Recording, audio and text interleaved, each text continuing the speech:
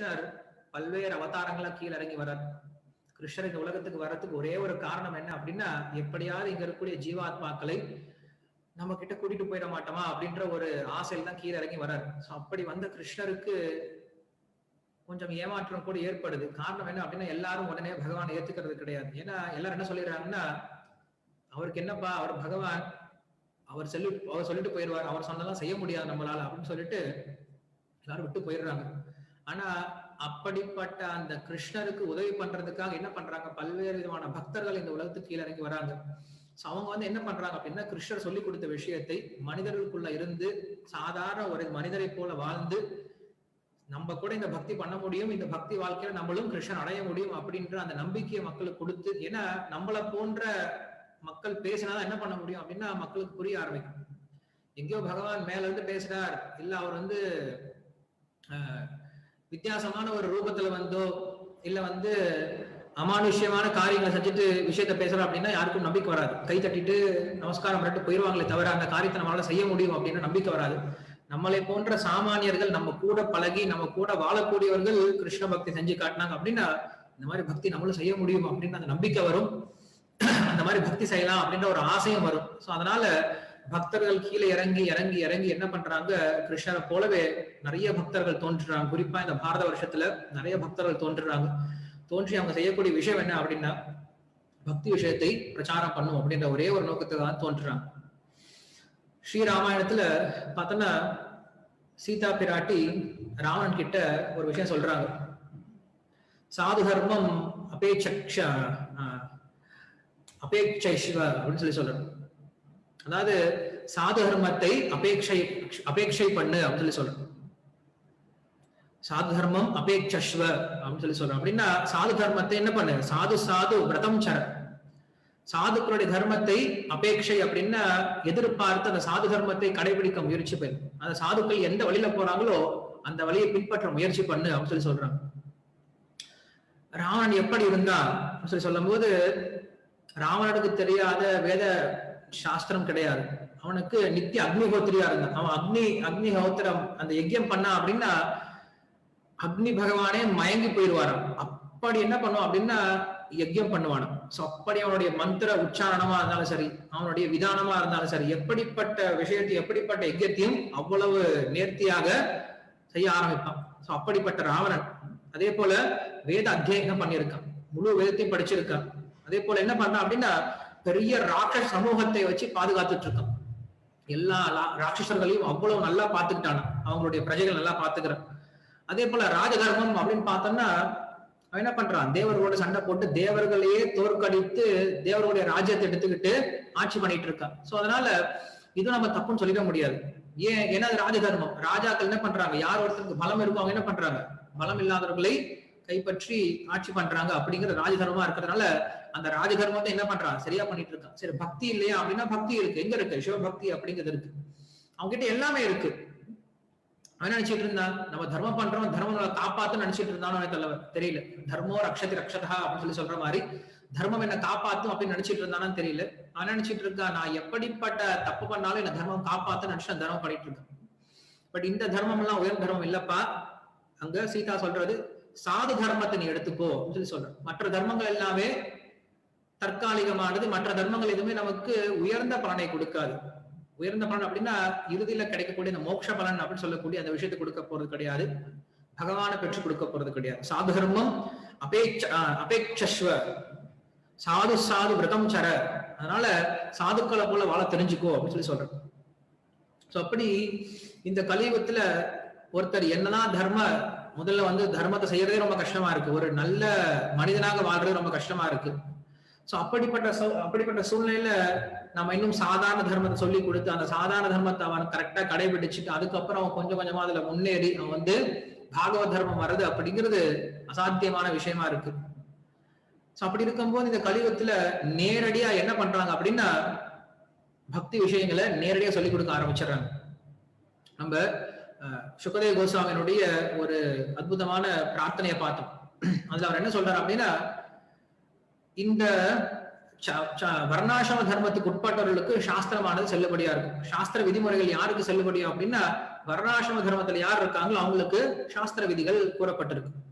வர்ணாசிரம தர்மத்துக்கு அப்பாற்பட்டு இருக்காங்க இல்லையா, ஹீனாந்திர புலிந்த புல்கஷா அப்படின்னு சொல்ற மாதிரி வர்ணாசிரமத்திற்கும் மீறி இருக்கக்கூடிய பாஷண்டிகளா இருந்தாலும் சரி, இல்ல மிலேச்சர்களா இருந்தாலும் சரி, யவனர்களா இருந்தாலும் சரி, ஆந்திரா புலிந்த புல்கஷா அப்படின்னு சொல்லக்கூடிய வர்ணாசிரமத்துக்கு அப்பாற்பட்டு இருக்கக்கூடிய ரொம்ப தாழ்ந்த மனிதர்கள் அவங்க எப்படி உஜ்ஜீவனம் அடைகிறது, அவங்க எப்படி உத்தாரணம் அடைகிறது அப்படின்ற கேள்வி கேட்கும் பொழுது இது அபாசிரய ஆசிரயாக அப்படின்னு சொல்றோம். யார் ஒருத்தன் பகவானை ஆசிரியம் அடைந்திருக்கானோ அப்படிப்பட்ட பக்தர்களுடைய ஆசிரியத்தினால மட்டும்தான் இப்படிப்பட்ட கீழ்த்தரமான மக்களும் ரொம்ப உயர்ந்த கதியை அடைய முடியும் அப்படின்னு சொல்றாரு. ஏன்னா அவங்களுக்கு சக்தி கிடையாது. அவங்களாக முன் பக்தி விஷயத்தை கடைபிடித்து இல்ல சாஸ்திர விஷயங்களை படிச்சு புரிஞ்சுக்கிட்டு மேல வரணும் அப்படின்ற அந்த சக்தி அவங்களுக்கு கிடையாது. அந்த ஒரு மன உறுதியும் கிடையாது. அப்ப என்ன பண்ணும், அவங்களுக்கு பக்தர்களுடைய கருணை அப்படிங்கிற ஒரே ஒரு விஷயம் மட்டும்தான் அவங்களை காப்பாற்றுறதுக்கு ஒரு வழியா இருக்கு. அதனால இந்த கலியுகத்துல நிறைய பக்தர்கள் தோன்றுறாங்க. நான் பார்த்தோம் நேத்து, ஒரு கிரியை பண்ணும் அப்படின்னா, அதாவது ஒரு யஜ்ய விஷயத்தை பண்ணாலும் சரி, இல்ல எந்த ஒரு வேத காரியங்களை பண்ணணும்னாலும், இல்ல ஒரு சாதாரண தர்ம காரியத்தை பண்ணும் அப்படின்னா நம்மளுக்கு 7 விஷயம் முக்கியமான விஷயம் தேவை அப்படின்னு சொல்லுவோம். கால, தேச, பாத்திர, திரவிய, அப்புறம் ரித்விக்கு, சோ இப்படி தக்ஷண, அப்புறம் விதானம் அப்படின்னு சொல்லக்கூடிய 7 முக்கியமான விஷயங்கள் இருக்குன்னு சொல்றோம். சோ இந்த 7 முக்கியமான விஷயங்கள் எப்ப சரியா இருக்கோ அப்பதான் நம்ம செய்யக்கூடிய அந்த பூஜையோ, அந்த யஜ்யமோ, அந்த ஒரு கர்மமோ, அந்த தானமோ தவமோ என்ன ஆகும்னா சித்திக்கும். இன்னைக்கு நம்ம பண்ணக்கூடிய பூஜையினால உண்மையில அந்த பலனை நம்ம அடைய முடியும் அப்படின்னு யோசிச்சு பார்த்தோம் அப்படின்னா அங்க இந்த எல்லா குற்றம் வருது. திரவிய குற்றம் வருது, தேச குற்றம் வருது, கால குற்றம் வருது, பக்தி விதானம் அப்படின்ற குற்றம் வருது, தட்சிணா அப்படின்ற குற்றம் வருது. திரவியம் அப்படின்னா தூய்மையான பொருட்கள் இருக்கணும். இன்னைக்கு நம்மளுக்கு பகவானுக்கு சமர்ப்பணம் பண்றதுக்கு தூய்மையான பொருட்களே கிடைக்கிறது கிடையாது. தூய்மையான பொருட்களை விடுங்க, தூய்மையான தண்ணி கூட கிடைக்கிறது கிடையாது. நம்ம நினைச்சிட்டு இருக்கோம் தண்ணி அப்படின்ட்டு. பட் பகவான் பார்க்கும்போது அந்த தண்ணி எப்படிப்பட்ட தண்ணின்னு அவருக்கு தெரியும். அந்த தண்ணி எந்த பைப்புல இருக்கு, அந்த பைப்புல எவ்வளவு ஆல்கே ஃபங்கஸ் எல்லாம் இருக்கு, அந்த பைப்புல எதெல்லாம் உள்ள போயிருக்கு.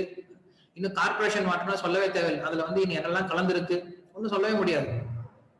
சோ தண்ணில இருந்து ஆரம்பிச்சோம் அப்படின்னா எதையுமே நம்ம என்ன பண்ண முடியாது, தூய்மையா பகவானை சமர்ப்பணம் பண்ண முடியாது.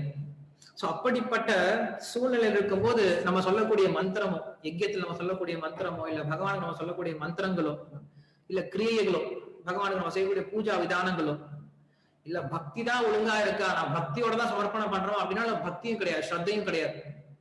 சோ அப்ப நம்ம சமர்ப்பணம் பண்றதா இருந்தாலும் சரி, எந்த ஒரு காரியம் பண்றதா இருந்தாலும் என்ன முக்கியம் அப்படின்னா அங்க சொல்றாங்க, மந்திரஹீனம் கிரியாஹீனம் பக்திஹீனம் ஜனார்தனா எத் பூஜிதம் மயா தேவா பரிபூர்ணம் தத் அஸ்துமே அப்படின்னு சொல்றோம். இங்க நம்ம சொல்லக்கூடிய மந்திரஹீனம், மந்திரத்துல நிறைய குற்றங்கள் இருக்கலாம். கிரியாஹீனம், நம்ம செய்யக்கூடிய கிரியைகள், அதாவது பக்தி அந்த சேவைகள்ல நிறைய குற்றங்கள் இருக்கலாம். பக்திஹீனம், பக்தி கூட இல்லாம போயிடலாம். ஜனார்தனா எத் பூஜிதம் மயா தேவா பரிபூர்ணம் தத் அஸ்துமே. ஆனா யார் ஒருத்தன் பகவானுடைய நாமத்தை சொல்லிட்டு இந்த காரியத்தை பண்ண ஆரம்பிக்கிறானோ அப்ப என்ன ஆயிடுது, பரிபூர்ணமாகுது. நம்ம செய்யக்கூடிய எல்லா விதமான காரியங்களும் பரிபூர்ணமாகுது.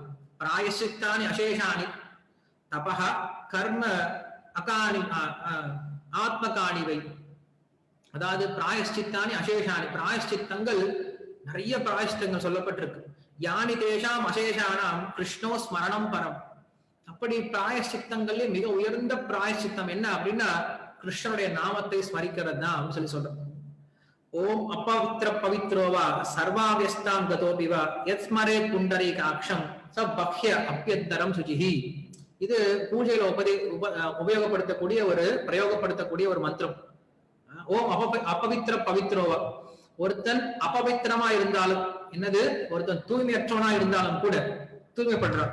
சர்வபியஸ்தாம் கதோபிவா, அவன் எப்படிப்பட்ட அவஸ்தையில் இருந்தாலும், எப்படிப்பட்ட சூழ்நிலை இருந்தாலும், எஸ் மரேக்கு, யார் ஒருத்தன் நினைக்க ஆரம்பிக்கிறான், யார, புண்டரீகாட்சம், புண்டரீகாட்சம் சொல்லக்கூடிய இந்த பகவானை, சக பஹ்ய வெளிப்படையாகும், அபியந்தரம் உள்ளையும், சுச்சிஹி தூய்மை அடைகிறான் அப்படின்னு சொல்றான்.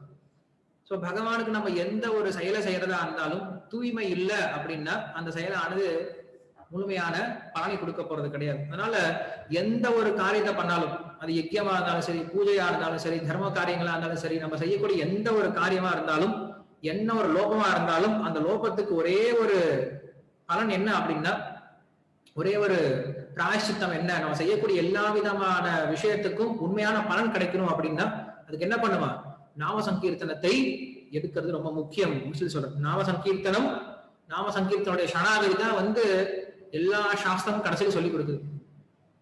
வேதங்களை என்ன பண்ணுது அப்படின்னா இந்த யஜ்ய விதானத்தெல்லாம் சொல்லி கொடுத்துட்டு கடைசியில சர்வம் கிருஷ்ணார்ப்பணம் அப்படின்னு சொல்லி கொடுக்குது. நம்மளுடைய காயேன வாச்சா மனசேந்திரியவா அப்படின்னு சொல்லி கொடுக்குது. நம்மளுடைய காய மனசு இந்திரிய எல்லாத்தையும் என்ன பண்ணும், கிருஷ்ணனுடைய சேவைக்காக கிருஷ்ணார்ப்பணமாக என்ன பண்ணும் செய்யணும் சொல்லி சொல்றோம். அப்படி செஞ்சோம் அப்படின்னா நம்ம செய்யக்கூடிய எல்லா விதமான காரியத்தாலும் நம்மளுக்கு முழு பலன் கிடைக்கும். அப்படி இல்லைன்னா அதனால பலன் கிடைக்க போறது கிடையாது. அதனாலதான் அந்த பகவானுடைய கருணையை பெறுவதற்கு கர்ம காண்டத்தை பண்ணக்கூடிய அவங்களுக்கும் இல்ல ஞான காண்டத்தை உபாசிக்கக்கூடிய ஞானிகளுக்குமே கூட அந்த பகவானுடைய நாமஸ்மரணம் அப்படிங்கிறது ஒன்று என்ன பண்ணும், அபரோக்ஷ ஜானம். அபரோக்ஷ ஜானம் அப்படின்னா பகவானை நேரடியாக பெற்றுக் கொடுக்கக்கூடிய அந்த ஒரு சக்தியை நாம சங்கீர்த்தனம் தான் கொடுக்குது. பகவானை நேரடியாக எப்படி பார்க்கறது, பிரத்யட்சமா எப்படி பார்க்க முடியும் அப்படின்னு சொல்லும் போது அங்க சொல்றது அவங்க என்ன சொல்றாங்க அப்படின்னா, பகவத் நாம சங்கீர்த்தனத்தால்தான் என்ன பண்ண முடியும், பகவானை நேரடியாக பார்க்க முடியும் அப்படின்னு சொல்றோம். ஏன்னா கடைசியில யுதிஷ்டர் பீஷ்மாச்சாரிய கிட்ட கேட்கிறார், கோதர்ம சர்வதர்மானா பவத பரமோமதா சொல்லி கேட்கிறார். எல்லா தர்மங்களையும் சிறந்த தர்மம் எது அப்படின்னு கேட்கும் போது அவர் சொல்லக்கூடியது என்னது, ஓம் விஸ்வம் விஷ்ணு வஷட்காரோ பூத பவ்ய பவத் பிரபு அப்படின்ட்டு நாம சங்கீர்த்தனம் அப்படிங்கிறது தான் எல்லா தர்மத்தை காட்டிலும் மிக சிறந்த தர்மம் அப்படின்னு சொல்லப்படுது. நாம சங்கீர்த்தனம் அப்படிங்கிறது நம்ம செய்யக்கூடிய எல்லா காரியத்தையும் சுத்தப்படுத்துது, நம்மையும் சுத்தப்படுத்துது. அதே போல நாம் எந்த ஒரு பலனை நோக்கி அந்த காரியத்தை பண்றோமோ அந்த பலனை பெற்றுக் கொடுக்கக்கூடியது.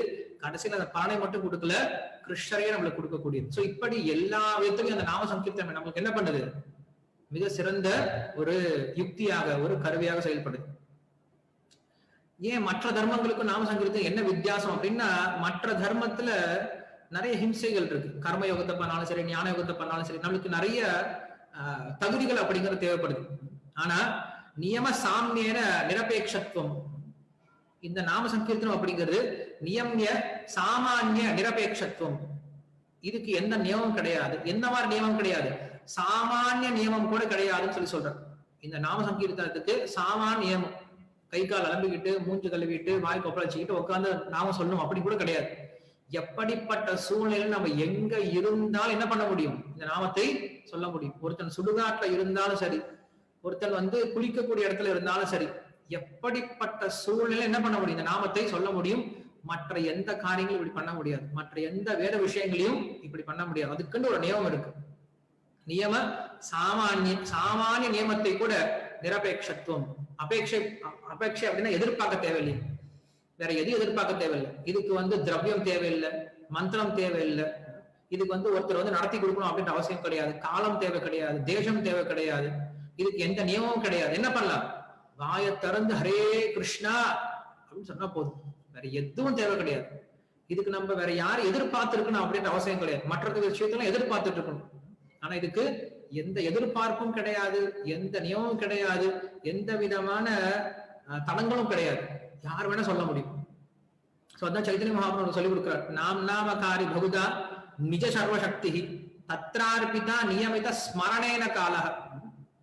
இந்த நாம சங்கீர்த்தனத்துல என்ன பண்ணிருக்கேன், எல்லா விதமான சக்திகள், என்னுடைய எல்லா சக்திகளையும் என்ன பண்ணிருக்கேன், நாம் நாமகாரி பகுதா நிஜ சர்வசக்தி, என்னுடைய நிஜ சர்வசக்தியும் அந்த நாமத்துல போட்டிருக்கேன். அந்த நாமத்தை யார் ஒருத்தன் சொல்ல ஆரம்பிக்கிறானோ, எந்த நியமமும் இல்லாம கூட அந்த நாமத்தை சொல்ல ஆரம்பிச்சான் அப்படின்னா அவனுக்கு அந்த பலன் கிடைக்கும் அப்படின்னு சொல்லி கொடுக்குறேன். அதனால மற்ற எல்லா தர்மமும் அழிஞ்சு போனாலும், கண்டிப்பா இந்த கலியுகத்துல மற்ற எல்லா தர்மமும் அழிஞ்சு போயிடுச்சு. இனி கர்ம யோகத்தை கடைபிடிக்கணும் அப்படின்னாலும், ஞான யோகத்தை கடைபிடிக்கணும் அப்படின்னாலும், இல்ல தியான யோகத்தை கடைபிடிக்கணும் அப்படின்னாலும் நமக்கு சக்தி கிடையாது. நம்ம பண்ணணும்னு நினைச்சா கூட பண்ண முடியாது. ஏன்னா இன்னைக்கு அந்த அளவுக்கு நம்ம இந்த மந்திர தந்திர திரவிய லோகங்கள்லாம் இருக்கு, குற்றங்கள்லாம் இருக்கு. அதே போல பலனும் கிடைக்க போறது கிடையாது. நம்ம செஞ்சாலும் கூட பலன் கிடைக்க போறது கிடையாது. என்ன பண்ணுவாங்கன்னா, வீட்டு கிரக பிரவேசம் நடக்கும் போதோ இல்ல மற்ற காரியங்கள் பண்ணும்போது பெரிய யஜ்யம் எல்லாம் பண்ணுவாங்க. பெரிய பெரிய யஜ்யம் எல்லாம் நிறைய புகையெல்லாம் போட்டு விடுவாங்க. என்ன பிரயோஜனம், நிறைய புகை வந்ததுதான் பிரயோஜனம். ஆனா அவங்க என்ன பண்ண மாட்டாங்க, ஒரு 10 வைஷ்ணவர்களை கூப்பிட்டு ஹரிநாமத்தை சொல்லுங்க அப்படின்னு சொல்ல மாட்டாங்க. அந்த ஹரிநாமத்துல கிடைக்கக்கூடிய பலன் அப்படிங்கிறது இந்த யஜ்யத்தினாலேயோ இல்ல கர்மத்தினாலேயோ தானத்தினாலேயோ தவத்தினாலேயோ வரக்கூடிய பலனை காட்டிலும் மிக உயர்ந்த பலன். ஆனா அது யாருக்கும் தெரியறது கிடையாது. இந்த கலியுகத்துல அதுதான் துரதிருஷ்டவசமான ஒரு நிலை. மற்றதுக்கெல்லாம் முக்கியத்துவம் கொடுப்பாங்க, ஆனா நாம சங்கீர்த்தனம் அப்படின்னு வரும்போது யாரும் முக்கியத்துவம் கொடுக்கறது கிடையாது. ஈவன் நம்ம உபன்யாசம் பண்ணும்போது கூட கோயில்ல கூட என்ன பண்றோம் அப்படின்னா, நாம சங்கீர்த்தனத்துக்கு யாரும் அதிகம் அட்டன் பண்ண மாட்டாங்க. உபன்யாசம்னா உட்காந்து கேட்கறது ரெடியா இருக்காங்க, உபன்யாசம் பண்றாங்க. ஓகே, மக்கள் இன்னும் யாரும் வரவே இல்லை, கொஞ்சம் பாடலாமே அப்படின்னு சொல்லிட்டு பாடிட்டு இருப்பாங்க. மக்கள் வர வரைக்கும் பாடிட்டு இருப்பாங்க. மக்கள் வந்து உடனே பேச ஆரம்பிச்சிருவாங்க. சோ அப்படி நாம சங்கீர்த்தனம் அப்படிங்கிறது ஏதோ நேரத்தை நிரப்புவதற்காக, ஏதோ கொஞ்ச நேரம் மக்களுக்கு ஒரு ஒரு என்டர்டைன்மெண்டா இருக்கிறதுக்கு, பொழுதுபோக்காக நீ நாம சங்கீர்த்தனம் அப்படிங்கிறது போயிடுச்சே தவிர, யாரும் நாம சங்கீர்த்தனம் அப்படிங்கறத முக்கியமான ஒரு வழிமுறை அப்படின்ட்டு யாரும் எடுத்து பண்றதே கிடையாது.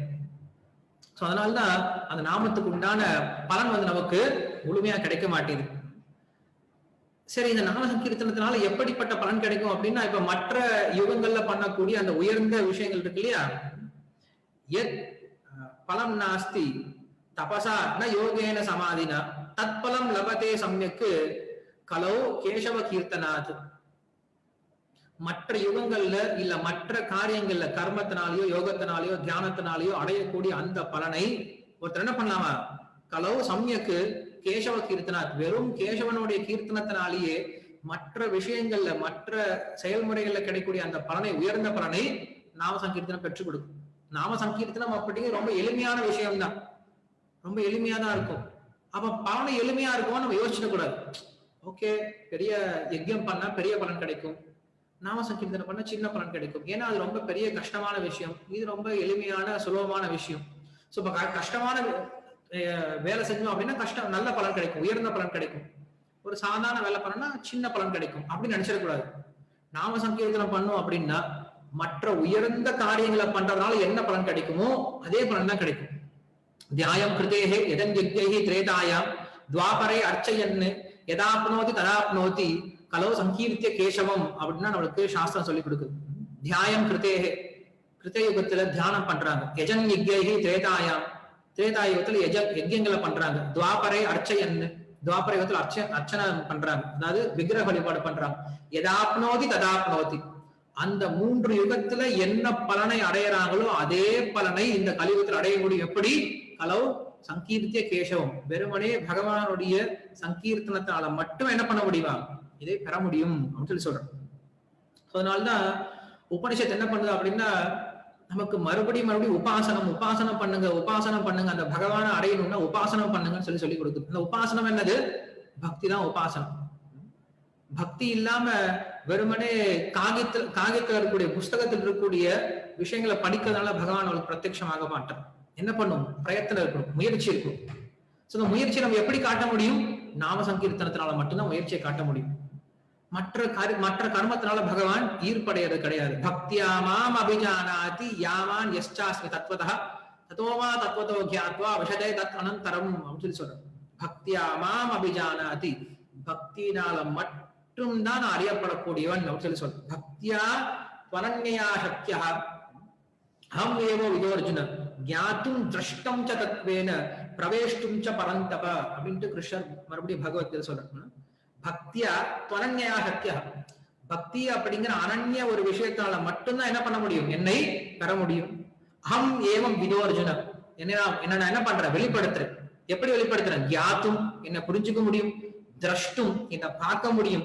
ச தத்வேன, உண்மையான புரிஞ்சுக்க முடியும் சொல்லி சொல்றேன். நேற்று நம்ம பார்த்துட்டு இருந்தோம் இல்லையா, என்ன சொல்றாங்க அந்த ரிஷிகள், அந்த நாபியனுடைய யஜ்யத்துல பண்ணக்கூடிய அந்த ரிஷிகள் என்ன சொல்றாங்க, பகவானை நேரடியா பார்த்தா கூட பகவானை புரிஞ்சுக்க முடியாது. ஏன்? ஏன்னா அவங்க என்ன பண்ணல, ஒரு பக்தரை ஆசிரியம் பண்ணல அப்படின்னு சொல்றாங்க. அந்த பக்த ஆசிரியம் பண்ணும்போது என்ன ஆகும், நமக்கு அந்த பக்தி அப்படிங்கிற கிடைக்க ஆரம்பிக்கும்.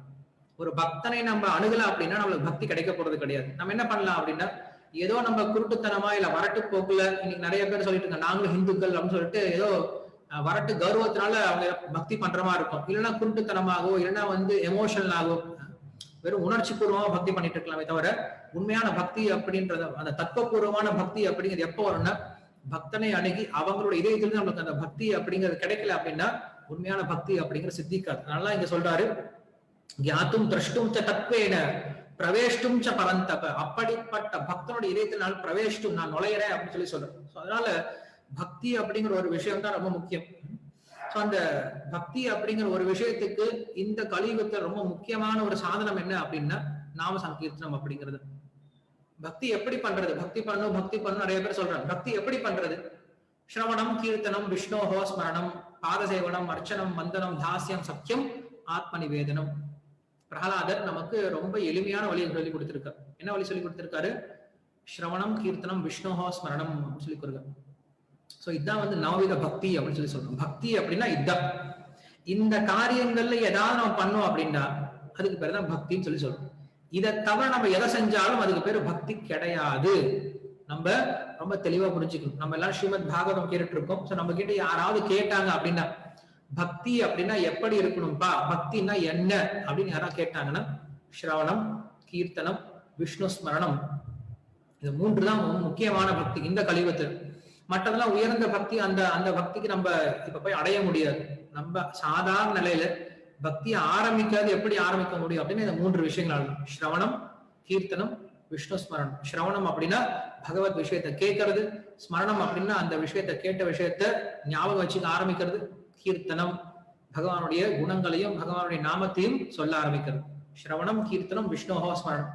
இந்த 3 விஷயங்கள் தான் பக்தி அப்படின்னு சொல்லி சொல்றாங்க. நம்ம நல்லா ஞாபகம் வச்சுக்கணும். இந்த 3ஐ தவிர மற்ற எதுவுமே பக்தி கிடையாது. மற்ற விஷயங்கள் நம்மளுக்கு பகவானை பெற்றுக் கொடுக்க போறது கிடையாது அப்படின்னு சொல்லி சொல்றோம். இந்த விஷயத்தை யார் ஒத்துக்கிட்டாங்க?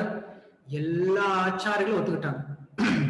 சங்கரர் முதல் கொண்டு எல்லா ஆச்சாரிகளும் ஒத்துக்கிட்ட ஒரே ஒரு விஷயம் என்ன அப்படின்னா, எல்லா ஆச்சாரிகள் மட்டும் கிடையாது, எல்லா சாஸ்திரங்களும் என்ன பண்ணுது? ஒத்துக்குது. எல்லா வேதங்களும் ஒத்துக்குது, எல்லா புராணங்களும் ஒத்துக்குது, எல்லா இதிகாசங்களும் பாக்குறோம். என்ன பாக்குறோம் அப்படின்னா பக்தி அப்படிங்கிற ஒரு விஷயம் தான் அவளுக்கு என்ன பண்ணுது அப்படின்னா உடனே பகவானை பெற்றுக் கொடுக்குது. இப்ப உபன்யாசம் பண்ண ஆரம்பிச்சோம் அப்படின்னா எத்தனை பேருக்கு உபன்யாசம் பண்ண முடியும்? 100 பேர், 500 பேர், 1000 பேர். ரோட்ல போறோம், ரோட்ல நடந்து போயிட்டு இருக்கும்போது இப்ப வந்து அழகருடைய திருவிழா வரப்போகுது, சித்திர திருவிழா வரும் மதுரையில. சோ அந்த அழகர் திருவிழா வரும்போது பார்த்தோம்னா மதுரையில எங்க பார்த்தாலும் மக்களா இருப்பாங்க. லட்சக்கணக்கான மக்கள் எங்க பார்த்தாலும் சுத்திட்டு இருப்பாங்க. அப்படி சுத்திட்டு இருக்கக்கூடிய மக்கள் கிட்ட உட்கார நான் உங்களுக்கு உபன்யாசம் சொல்லி கொடுக்குறேன் அப்படின்னா யாரு கேட்க போறாங்க? யாரும் கேட்க போறது கிடையாது. இல்ல என்னால உபன்யாசம் சொல்ல முடியுமா? யாரால உபன்யாசம் சொல்ல முடியும்? யாரால உபன்யாசம் சொல்ல முடியாது. அவங்களுக்கு உட்கார வச்சு அவங்களுக்கு பூஜை சொல்லி கொடுக்குறேன், இல்ல யஜ்ஞம் சொல்லி கொடுக்குறேன், தியானம் சொல்லி கொடுக்குறேன், யாரும் பண்ண முடியாது. ஆனா என்ன பண்ண முடியும்? அவங்கள தெரியாமையே, அவங்களுக்கு புரியாமையே அவங்க என்ன பண்ணுவாங்க? எல்லாரும் அழகரை பார்த்தோன்னே கோவிந்தா கோவிந்தன் கத்த ஆரம்பிச்சிருவாங்க. தெரியாது. எப்படிப்பட்ட மனுஷனா இருந்தாலும் அங்க இருக்கிற வந்து நல்ல மனிதனோ கெட்ட மனிதனோ, நல்ல பழக்கம் உள்ளவனோ கெட்ட பழக்கம் உள்ளவனோ, அவனுக்கு வந்து பகவான் மேல நம்பிக்கை இருக்கோ இல்லையோ, எப்படிப்பட்ட நபரா இருந்தாலும் என்ன பண்ணுவாங்க? லட்சக்கணக்கான பேர் என்ன பண்ணுவாங்க? பகவானுடைய நாமத்தை சொல்ல ஆரம்பிச்சிருவாங்க. சோ இதனாலதான் பக்தி நாம சங்கீர்த்தனத்துக்கு அவ்வளவு சக்தி இருக்கு. உபன்யாசம் பண்றதுனாலயோ இல்ல கர்மத்தினாலயோ இல்ல பூஜைனாலேயோ எத்தனை பேர் நம்மளால மாத்திர முடியும்? நாம சங்கீர்த்தனம் என்ன பண்ணுது? அவங்களை கொஞ்சம் கொஞ்சமா தூய்மைப்படுத்தி கிருஷ்ண பக்தி கொண்டு வருது. ஸ்ரீல பிரபுபாதர் அதான் பண்ணார். முதல்ல அவர் அமெரிக்கால போய் என்ன பண்ணார் அப்படின்னா உபன்யாசம் கொடுக்க முதல்ல ஆரம்பிச்சார். என்ன பண்ணாரு? உட்காந்து கீர்த்தனை பண்ண ஆரம்பிச்சார். மணிக்கணக்கில் கீர்த்தனை பண்ண ஆரம்பிச்சார். அந்த கீர்த்தனம் அப்படிங்கிற ஒரு சக்தி என்ன பண்ணுது அப்படின்னா நிறைய பேரை மாற்றி கொண்டு வந்தது. அதனாலதான் இந்த நாம சங்கீர்த்தனம் அப்படிங்கிறது எல்லா சூழ்நிலைகளிலும் எல்லா விதமான மக்களுக்கும், அதாவது சாதாரண மக்கள் மட்டும்தான் நாம சங்கீர்த்தனம் எடுத்துப்பாங்க அப்படின்னு நம்ம நினைக்க வேண்டாம். உயர்ந்த ஆச்சாரியர்கள் நம்ம பார்த்தோம்னா எல்லாம் என்ன பண்ணிருக்காங்க? நாம சங்கீர்த்தனம் அவ்வளவு செஞ்சிருக்காங்க. ஈவன் வரட்டு தத்துவத்தை பேசக்கூடிய, மாயா தத்துவத்தை பேசக்கூடிய சங்கராச்சாரியர் என்ன பண்ணிருக்காரு அப்படின்னா நாம சங்கீர்த்தனம் தான் முக்கியத்துவம் கொடுத்திருக்காரு. பஜகோவிந்தம் பஜகோவிந்தம் பஜகோவிந்தம் மூடமத்தைன்னு சொல்லி சொல்றாரு.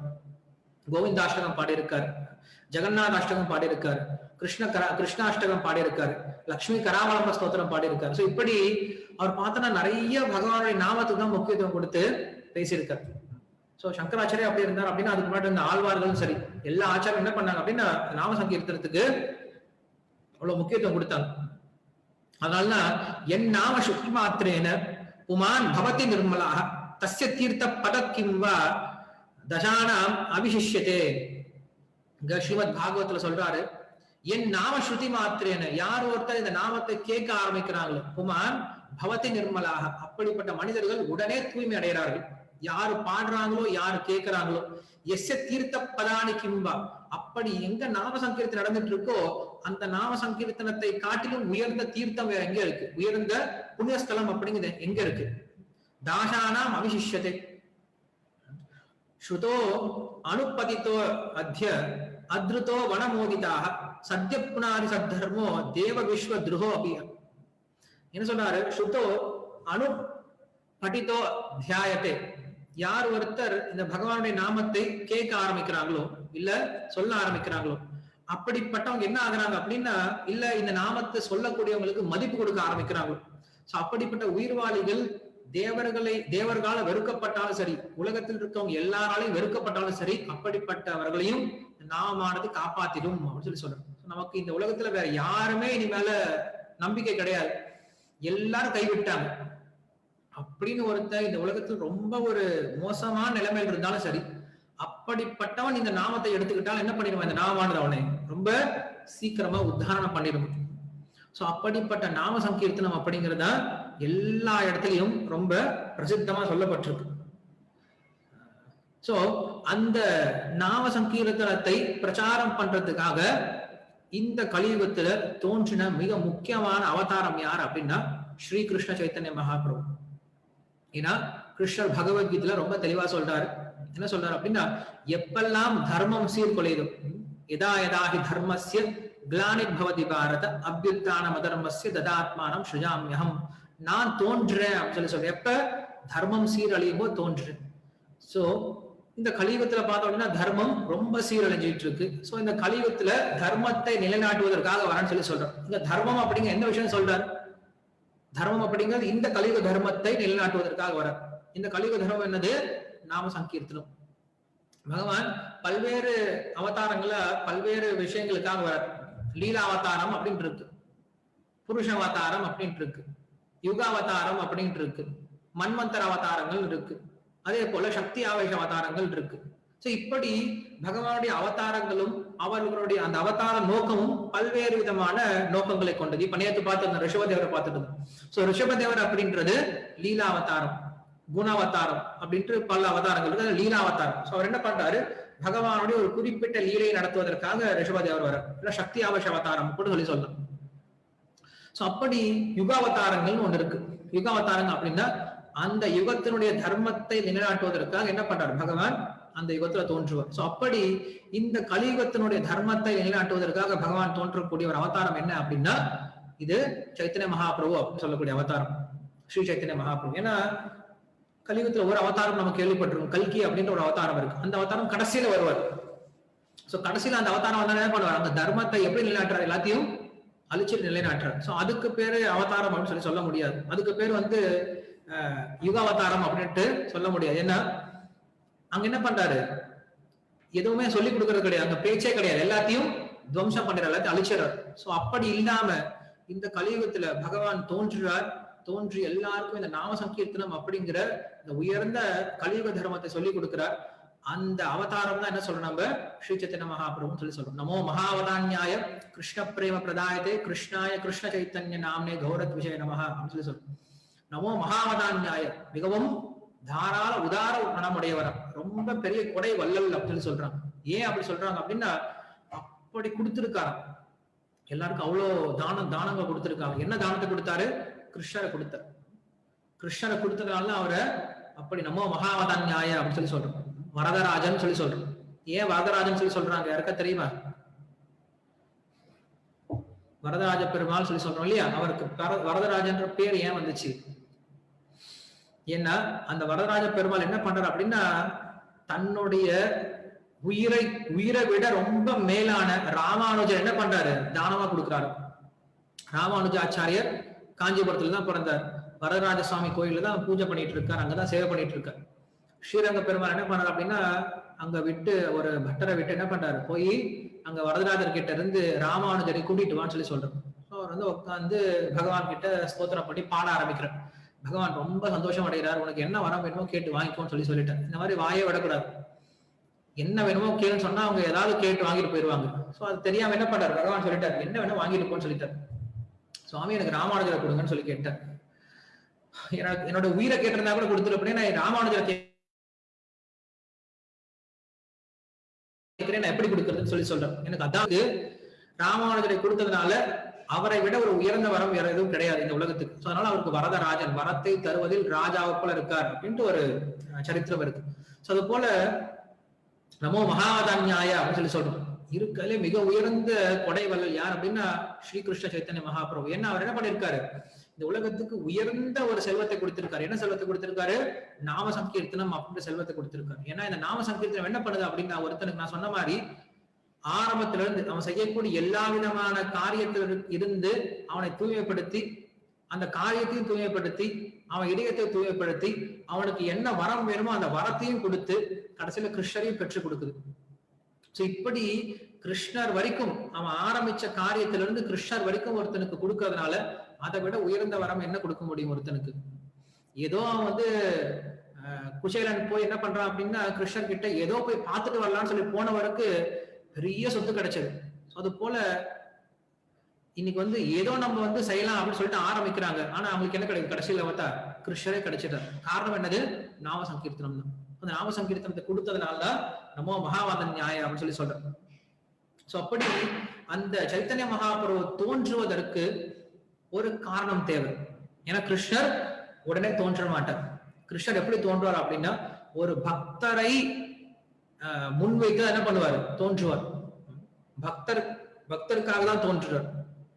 சோ அப்படி இந்த கலியுகத்துல, ஏன்னா நம்ம பாகவதம் படிச்சுட்டு போது கேட்டோம், எல்லா தேவர்களும் போயிட்டு பகவான் கிட்ட கேட்கறாங்க, இந்த மாதிரி ஹிரண்யகசிபு ரொம்ப எங்களை துன்பப்படுத்துறாங்க, எங்களுக்கு அவதாரம் பண்ணி நீங்க ஹிரண்யகசிபு கிட்ட எல்லாம் காப்பாத்தி கொடுக்கணும் அப்படின்னு சொல்லி கேட்கும்போது பகவான் சொல்றார், கர்மத்தினால அவன் அழிஞ்சு போயிடுவான் போப்பா அப்படின்னு சொல்லி சொல்றார். இதை கேட்கறதுக்காக நாங்க வந்தோம். அவன் கர்மத்தினால அவன் அழிஞ்சு போயிடுவான்னு கேட்கறதுக்காக அவங்க கிட்ட வந்தோம். எங்களுக்கு இப்ப உதவி பண்ணுங்க அப்படின்னு சொல்லி கேட்கும் போது பகவான் சொல்ற, பிரகலாதன்ற ஒரு பக்தன் தோன்றுவான். அந்த பக்தன் தோன்றி எப்ப அந்த பக்தனை அவன் துன்பப்படுத்த ஆரம்பிக்கிறானோ நான் அப்ப தோன்றேன் அப்படின்னு சொல்லி சொல்றேன். அந்த பக்தனுக்காக நான் தோன்றேன் அப்படின்னு சொல்லி சொல்றேன். அப்ப தேவர்கள்லாம் கேட்கிறாங்க, அப்ப சுவாமி நாங்கெல்லாம் பக்தர்கள் கிடையாதா, எங்களுக்காக நீங்க தோன்ற மாட்டீங்களா அப்படின்னு கேட்கிறாங்க. பகவான் சொல்ல, டே நீங்களா பக்தர்களா? உங்களுக்கு ஒரு சின்ன பிரச்சனை தான் என்ன பண்றீங்க? உடனே ஓடி அவனை கொண்டுடுங்க, இவனை கொண்டுடுங்க, அவனை முடிச்சிடுங்கன்னு சொல்லி ஓடி வரீங்க. ஆனா அந்த பிரகலாதன் என்ன பண்றான்? அவங்க அப்பா அவனை போட்டு கழுத்தை நெரிச்சு அவனை தூக்கி நெருப்புல போட்டாலும் சரி, யானை கீழே போட்டாலும் சரி, அவனுக்கு விஷம் கொடுத்தாலும் சரி, பாம்பை வச்சு கடிக்க வச்சாலும் சரி, அவன் எப்படி இருந்தா? நாராயணன் என்னைக்கு நடிச்சிட்டு இருந்தான். ஒரு நிமிஷம் கூட மறக்கவே இல்லை. பகவான் கிட்ட என்னைக்குமே அவன் புலம்புனது கிடையாது, பகவானை திட்டினது கிடையாது. எல்லாத்துக்கும் மேல எங்க அப்பாவை கொண்டுடேன் அப்படின்னு சொல்லிட்டு ஒரு நாள் கூட கேட்டது கிடையாது. இதுதான் வைஷ்ணவனுடைய குணம், பக்தனுடைய குணம். சோ அப்படிப்பட்ட பக்தனுக்கு நான் தோன்றுவனா இல்ல உனக்கு நான் தோன்றுவனா அப்படின்னு சொல்லிட்டு அமுச்சு விட்டார். இதை கேட்டு நம்ம ரொம்ப சந்தோஷப்பட்டு போயிட்டாங்க. அப்படி ஒரு பக்தனுக்காக என்ன பண்றாரு? பகவான் தோன்றார். சோ கிருஷ்ணர் பகவத்கீதை சொல்லும் போது என்ன சொல்ற அப்படின்னா, பரித்ராணாய சாதுனாம் அப்படின்னு சொல்லி சொல்ற, சாதுக்களை ரட்சிப்பதற்காக நான் தோன்றேனே தவிர விநாசாய துஷ்கிருத்தம், துஷ்கிருத்தர்களை அழிப்பதற்காக நான் தோன்ற கிடையாது. ஏன்னா அவங்களே அழிஞ்சிருவாங்க. நான் இங்க இருந்து சொடக்கப்பட்டா போதும், அவங்க உடனே அழிஞ்சிருவாங்க. சோ அப்படிப்பட்டவர்களுக்கு முக்கியம் கிடையாதுன்னு சொல்லி சொல்றேன். சோ அப்படி ஒரு பக்தரை முன்வைத்து என்ன பண்றாரு? பகவான் தோன்றுகிறார். சோ அப்படி இந்த கலியுகத்துல ஸ்ரீ சைத்தன்ய மகாபிரபு தோன்றுவதற்கு மிக முக்கியமான காரணமா இருந்த ஒரு பக்தர் யார் அப்படின்னா ஸ்ரீ அத்வைதாச்சாரியர். சோ இவ்வளவு விஷயம் ஏன் சொன்னேன் அப்படின்னா, இந்த கலியுகத்தில் நாம சங்கீர்த்தனம் அப்படிங்கிற ரொம்ப முக்கியம். அந்த நாம சங்கீர்த்தனமானது நமக்கு எல்லா விதமான வரங்களையும் பெற்றுக் கொடுக்கறதுக்கு ஹேத்துவான ஒரே ஒரு சாதனம். அந்த நாம சங்கீர்த்தனத்தை பரப்புனது யார் அப்படின்னா ஸ்ரீ சைத்தன்ய மகாபிரபு. அந்த ஸ்ரீ சைத்தன்ய மகாபிரபு நம்மளுக்கு கிடைக்கிறதுக்கு மிக முக்கியமான காரணமா இருந்தது யார் அப்படின்னா ஸ்ரீ அத்வைத ஆச்சாரியர். சோ அதனால இன்னைக்கு அந்த அத்வைத ஆச்சாரியுடைய தோன்றினார். அவர் இல்லை அப்படின்னா நம்மளுக்கு சைத்தன்ய மகாபிரபு கிடைச்சிருக்க மாட்டார். அவருடைய பக்தியினாலதான் நமக்கு சைத்தன்ய மகாபிரபு கிடைக்கிறார். சோ அவரை பற்றிய ஒரு சில விஷயங்களை மட்டும் இங்க பார்க்க முயற்சி பண்ணலாம். நமக்கு ஆல்ரெடி நேரம் ஆயிட்டு இருக்கு. சோ அத்வைதாச்சாரியர் அப்படின்றவர் சாந்திபூர் அப்படின்ற ஒரு இடத்துல வாழ்ந்துட்டு இருந்தார். அது வெஸ்ட் பெங்கால்ல இருக்கக்கூடிய இடம். அங்கதான் தோன்றினார், அங்கதான் வாழ்ந்துட்டு இருந்தார். சோ அவர் வாழ்ந்துட்டு இருந்த காலத்துல எப்படி இருந்துச்சு அப்படின்னு சொல்லி சொல்றாரு. எப்படி இருந்துச்சு அப்படின்னா, ஞான பக்தி வைராகிய குரு முக்கிய தர கிருஷ்ண பக்தி வாக்கிய நீத ஏ சங்கர். அந்த அத்வைதாச்சாரியர் எப்படி இருந்தார் அப்படின்னா, ஞான பக்தி வைராகியத்துல அவ்வளவு குருவா இருந்தார், ரொம்ப முக்கியத்துவம் வாய்ந்தவரா இருந்தாலும். கிருஷ்ண பக்தி வாக்கிய நிதே, கிருஷ்ண பக்தியை சொல்லிக் கொடுப்பதுல எகேன சங்கர், எப்படி சங்கர பகவான் அதாவது சிவன் எப்படி கிருஷ்ண பக்தியை சொல்லிக் கொடுக்கறதுல ரொம்ப கைத்தேர்ந்தவரா இருப்பாரோ, அது போல சங்கரருக்கு சிவ பெருமானுக்கு நிகரானவரா அந்த அத்வைதாச்சாரியர் திகழ்ந்தார். கிருஷ்ண பக்திய அப்படி பிரச்சாரம் பண்ணிட்டு இருந்தார். எந்த சமயத்துல? அவர் இருந்த சமயத்துல திரிபுவனே ஆச்சேயத சாஸ்திர பிரச்சார சர்வத்திர வாக்கிய கிருஷ்ண பத பக்தி சாரம். என்ன பண்ணாரு? எல்லா சாஸ்திரங்களுடைய இறுதி இலக்கு, இறுதியான நோக்கம் என்ன அப்படின்னா கிருஷ்ண பக்தி சாரம் அப்படிங்கிற விஷயத்தை அன்னைக்கு பிரச்சாரம் பண்ணிட்டு இருந்தாங்க அத்வைத ஆச்சாரியர். துளசி மஞ்சரி சகித கங்கா ஜலே நிர்வதி சேவ கிருஷ்ண மகே குதூகலே. தினசரி என்ன பண்ணுவார் அப்படின்னா கங்கையினுடைய தீர்த்தத்தை எடுத்துக்கிட்டு கொஞ்சம் துளசி எடுத்துக்கிட்டு அதன் மூலியமா பகவானை தினசரி வழிபட்டு இருந்தார் சொல்லி சொல்றேன்.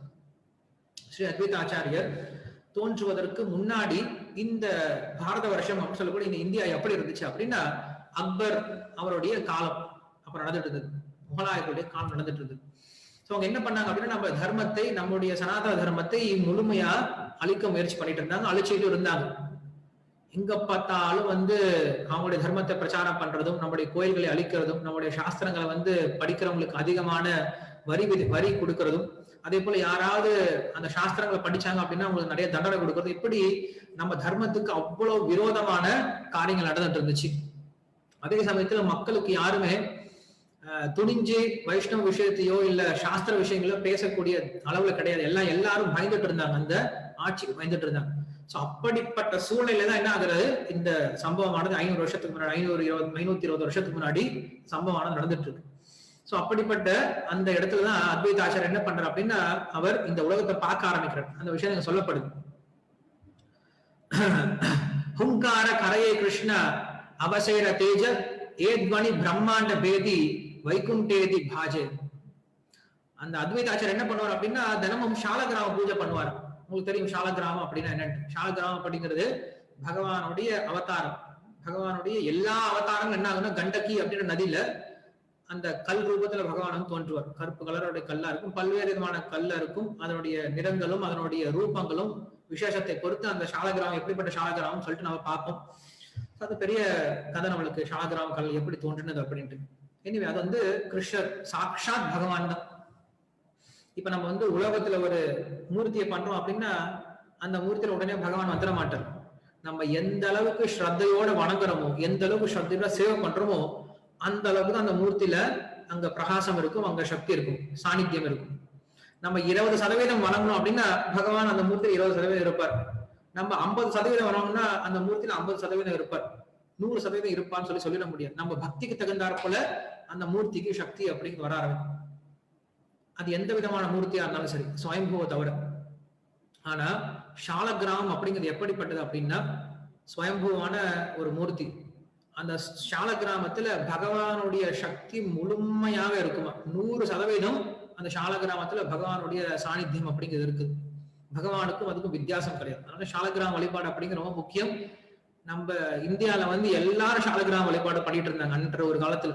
வீட்டுல எல்லார் வீட்லயும் சாலகிராமம் இருக்கும், எல்லாரும் சாலகிராம பூஜை பண்ணுவாங்க. சாலகிராம பூஜை ரொம்ப ரொம்ப எளிமையானது. நீங்க சொல்ற மாதிரிதான், கங்கை தண்ணி கொஞ்சம் இருந்தா போதும், தூய்மையான தண்ணி இருந்தா போதும், கொஞ்சம் துளசியை வச்சு தினமும் அபிஷேகம் பண்ணிட்டு சாலகிராமத்தை நம்ம சாப்பிடக்கூடிய உணவை முதல்ல நைவேத்தியம் பண்ணிட்டு சாப்பிட ஆரம்பிக்கலாம். அந்த சாலகிராமத்தினால வரக்கூடிய தண்ணி இருக்கு இல்லையா, தீர்த்தம், தண்ணியில தலையில தெளிச்சுக்கிறதுனாலையும் குடிக்கிறதுனாலையும் நமக்கு எல்லா விதமான பாப்பங்களும் ரோகங்களும் போக ஆரம்பிக்கும்.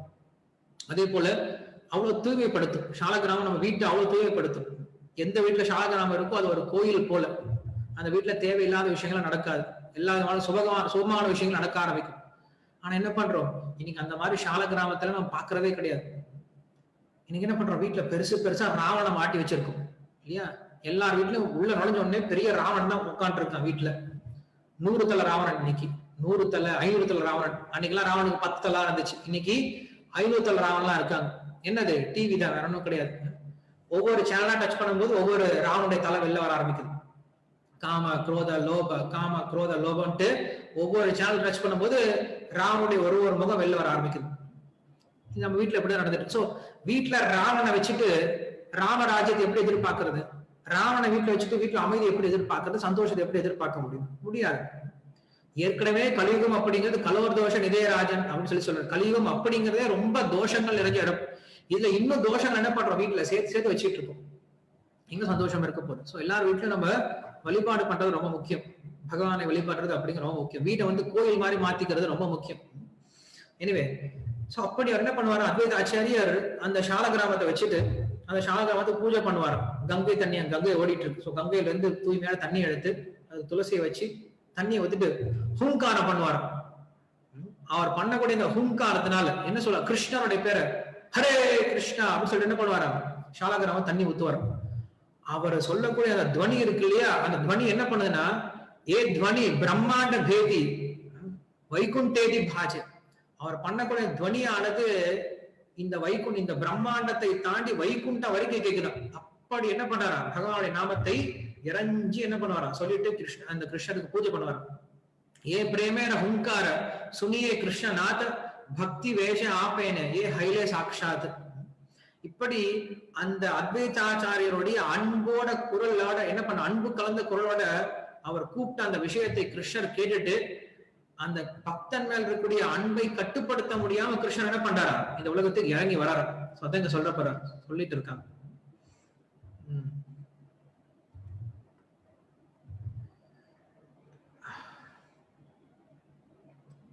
ஓகே, சோ அந்த ஊர்ல எப்படி இருந்துச்சு, சூழ்நிலை எப்படி இருந்துச்சு அப்படின்னா, மக்கள் எல்லாரும் என்ன பண்ணிட்டு இருந்தாங்க அப்படின்னா, கொஞ்சம் கூட பக்தி விஷயங்கள்ல ஆர்வம் இல்லாம கிருஷ்ணநாம பக்தி சூன்ய சகலே சம்சார பிரதம கலித்தே ஹைலே பவிஷ்ய ஆச்சாரம்.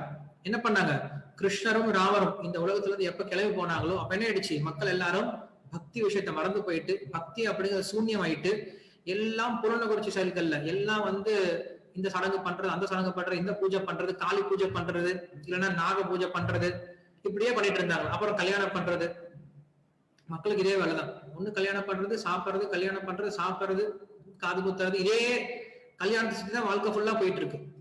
இதேதான் போயிட்டு இருந்துச்சா. சோ இப்படி என்ன பண்ணாங்க அவங்க, இப்படி யார் இருந்தாங்க, சாதாரண மக்கள் இருந்தா கூட பரவாயில்ல, பட்டாச்சாரிகள் சொல்லக்கூடிய அவங்க, சக்கரவர்த்திகள், மிஸ்ரர்கள், நீங்க சொல்லிட்டு இருக்கோம் சதுர்வேதி, திவேதி, சதுர்வேதி அப்படின்னு சொல்லிட்டு திரிவேதின்னு சொல்லிட்டு இருக்கோம், வாஜபேய அப்படின்னு சொல்றோம். சோ இவங்கெல்லாம் யாரு அப்படின்னா, உண்மையில இவங்க எல்லாம் சாஸ்திரம் தெரிஞ்சவங்க தான். ஆனா இவங்க எல்லாம் இன்னைக்கு பார்த்தோம்னா ஒருத்தருக்கும் சாஸ்திரம் தெரிஞ்ச மாதிரி கிடையாது. வெறும் பேரு மட்டும், டைட்டில் மட்டும் தான் இருக்கு. அந்த டைட்டிலுக்கு தகுந்த மாதிரி யாரும் இருக்கிறது கிடையாது. இன்னைக்கு பிராமண குலத்திலே பிறந்தாலும் என்ன பண்றது கிடையாது, அந்த தர்மத்தை யாரும் செய்யறது கிடையாது, எந்த தர்மத்தையும் யாரும் செய்யறது கிடையாது. எல்லாரும் பண்ணிட்டாங்க, அவங்களுடைய தர்மத்தை விட்டுட்டு பகவத் நாமத்தை விட்டுட்டு என்ன பண்றாங்க அப்படின்னா, எல்லாரும் பக்தி சேவை விட்டு வெறுமனே புலனை எப்படி அனுபவிக்கிறது, புலனை எப்படி அனுபவிக்கிறது, இந்த விஷயத்த யோசிச்சுட்டு இருந்தாங்களே எப்ப, 520 வருஷத்துக்கு முன்னாடி. அப்ப இன்னும் நல்லாவே இருந்திருக்கும். இப்ப சொல்ல போனோம் அப்படின்னா இன்னும் மோசமாயிட்டு இருக்கு. அப்ப அந்த அளவுக்காக கொஞ்சமா தர்மம் இருந்துட்டு இருந்துச்சு. சோ அப்படிப்பட்ட சூழ்நிலையில இந்த சகலே சம்சார மத்தே விவகார ரசே கிருஷ்ண பூஜை கிருஷ்ண பக்தி கோரே நாகி வாசே, இப்படி எல்லா மக்களும் என்ன பண்ணிட்டு இருந்தாங்க அப்படின்னா, அந்த பகவானுடைய விஷயங்கள் எல்லாத்தையும் மறந்து போயிட்டு வெறுமனே புலனுகர்ச்சி அப்படின்ற ஒரே ஒரு விஷயத்துல மட்டும் ஈடுபட்டு இருந்தாங்களாம். இந்த விஷயத்த பார்த்துட்டு இருந்த அந்த அத்வைத ஆச்சாரியாருக்கு ரொம்ப மன கஷ்டப்படுறாரு. சோ அதான் இங்க சொல்லிட்டு இருக்காங்க. சோ இப்படி யாருக்குமே அந்த கிருஷ்ண பக்தி இல்லாதனால அந்த அத்வைத ஆச்சாரியார் போன்ற ஒரு சில பக்தர்கள் என்ன பண்றாங்க அப்படின்னா, யோசிக்க ஆரம்பிக்கிறாங்க. நிரவதி நித்திய கீத வாத்திய கோலோகல ந சூன்ய கிருஷ்ணர நாம பரமே மங்களம். எல்லா விதத்திலையும் மங்களத்தை கொடுக்கக்கூடிய அந்த கிருஷ்ண நாமத்தை யாரும் சொல்றது கிடையாது. கிருஷ்ண நாமத்தை சொல்லும் போது கண்ணன் யாரும் தண்ணி வர்றது கிடையாது, யாரும் கோலாகலமா எந்திரிச்சு குதிக்கிறது கிடையாது. பகவானுடைய நாமம் சொல்லும் போது யாரும் இறங்கி அந்த பகவானுடைய நாம திருப்பி யாரும் சொல்றது கிடையாது. இப்படி எல்லாத்துலயும் மறந்து போயிட்டு இருக்கிறதுனால கிருஷ்ண சூன்ய மங்களே தேவேர நகி சுக்க விசேஷ அத்வைத்த மனே பாயே படே துக்க. இப்படி மக்களுடைய ஒரு மோசமான நிலைமையை பார்த்துட்டு அத்வைத ஆச்சாரியார் போன்ற பக்தர்களுக்கு மனம் ரொம்ப வருத்தப்படுறாங்க. மக்கள்லாம் இப்படி இருக்காங்களே அப்படின்னு. ஸ்வபாவே அத்வைத படே கருணை ஹிருதய ஜீவேர உதார சிந்த ஹயே சதை. ஏன்னா ஸ்வபாவத்தினால பக்தர்கள் எப்படிப்பட்டவர்கள் அப்படின்னா பரதுக்க துக்கின்னு சொல்லுவோம். பக்தர்களுக்கு இருக்கக்கூடிய ஒரு குணம் என்ன அப்படின்னா, மற்றவர்களுடைய துன்பத்தை தன் துன்பம் நினைக்க ஆரம்பிப்பாங்க. சோ மற்றவர்கள் இப்படி துன்பப்படுறாங்களே இந்த கலியுகத்துல, இந்த ஆத்மாக்கள் எல்லாம் பகவானோட சந்தோஷமா இருக்க வேண்டிய ஆத்மாக்கள். ஆனா என்ன பண்றாங்க, அந்த ஆத்மான்றது மறந்து போயிட்டு, தான் மறந்து போயிட்டு அப்படிங்கிற விஷயம் கூட ஞாபகம் இல்லாம ஒரு மிருகத்தை போல என்ன பண்ணிட்டு இருக்காங்க, எல்லாரும் சந்தோஷப்பட்டு இருக்காங்களே, சந்தோஷம் அடையணும்னு நினைச்சு துன்பப்பட்டு இருக்காங்களேன்னு சொல்லிட்டு அந்த பக்தர்கள்லாம் இந்த சாதாரண ஆத்மாக்களை பார்க்கும்போது ரொம்ப துக்கப்படுறாங்களாம். ஏன்னா அது பக்தனுடைய குணம். பக்தனுக்கு ரொம்ப மிருதுவான கருணையான ஒரு குணம் இருக்கிறதுனால அவன் என்ன பண்றான், மற்றவர்கள் துன்பத்தை தன் துன்பம் நினைக்க ஆரம்பிக்கிறான். சோ அப்படி இவங்களை எப்படி உத்தாரணம் பண்றது அப்படின்னு சொல்லிட்டு அத்வைதாச்சாரி யோசிக்கிறாரா. அவர் சொல்றாரு, மோரா பிரபு ஐஷே யதி கரை அவதார தபே ஹயே ஏ சகல ஜீவேர உதார. என்னுடைய பிரபு யாரு, கிருஷ்ணர். கிருஷ்ணர் மற்றும் இந்த உலகத்துல தோன்றல அப்படின்னா இவங்க யாருக்கும் உத்தாரணம் பண்றதுக்கு வாய்ப்பே கிடையாது. நம்ம சொல்லுவோம் இல்லையா, உன்னெல்லாம் கடவுள் தாண்டா காப்பாத்தணும் அப்படின்ட்டு. அப்படி கைவிட்ட கேஸ், ஒண்ணும் பண்ண முடியாது. சோ அப்படி இருக்கக்கூடியவங்களை இங்க சொல்றாரு, எங்களால ஒண்ணும் பண்ண முடியாது சுவாமி, இனிமேல இவங்களை மாத்துறது நீ இறங்கி வந்தா மட்டும்தான் இனிமேல் வேலையாகும் அப்படின்னு சொல்லிட்டு நினைக்கிறாங்க. தபேத்த அத்வைத சிம்ஹ அமார படை வைகுண்ட வல்லபை அதி தேகான் ஹேதானி. என்னுடைய பேரு அத்வைத சிம்ஹா. அவர் சொல்றாரு, அத்வைதாச்சாரியர் சொல்றாரு, அவருடைய பேரு அத்வைத சிம்ஹரம். அத்வைத சிம்ஹம் அப்படின்னு அத்வைதம் அப்படிங்கிற சிங்கம் அப்படின்னு சொல்லி சொல்றாரு. அந்த பேருக்கு தகுந்தார போல அந்த வைகுண்டத்திலிருந்து பகவானை நான் இறக்கி கொண்டு வரேன் அப்படின்னு சொல்லிட்டு ரொம்ப உறுதியோட இருக்காரு. அணிய வைகுண்டநாத சாட்சாத் கரியே நச்சிபே காயிபே சர்வ ஜீவ உதாரிய. அப்படி அந்த வைகுண்டத்திலிருந்து பகவானை கீழே கொண்டு வந்து அவர் மூலியமா இந்த உலகத்தில் நாம சங்கீர்த்தனத்தை பரப்பி அந்த நாமத்தை சொல்வதனால இந்த உலகத்தில் இருக்க எல்லா ஜீவன்களும் என்ன பண்ணுவாங்க, பகவானோட சேர்ந்து பாட போறாங்க, ஆட போறாங்க. இதை நான் பார்க்க போறேன், இதை செய்யல அப்படின்னா என்னுடைய பேர் அத்வைத ஆச்சாரியே கிடையாது அப்படின்னு சொல்லி சொல்றாரு. நிரவைதி ஏமத சங்கல்ப கரியே சேவேனே ஸ்ரீ கிருஷ்ண பத ஏக சிந்தகை. இப்படி அவர் ஒரு சங்கல்பத்தை வச்சுக்கிட்டு என்ன பண்றாரு, பகவானை பூஜிக்க ஆரம்பிக்கிறார்.